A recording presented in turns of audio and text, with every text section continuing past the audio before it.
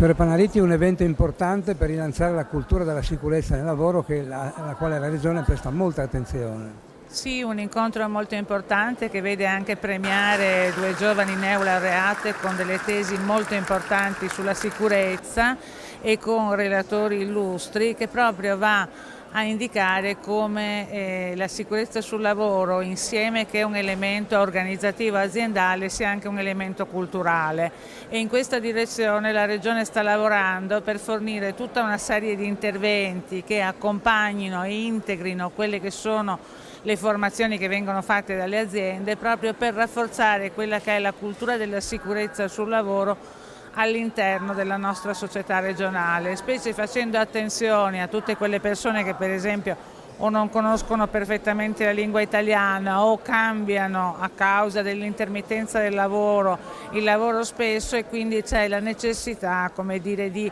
accompagnare in un percorso tutte queste persone, e la Regione, sia con l'attività che sta facendo sia con le nuove attività che ha in mente di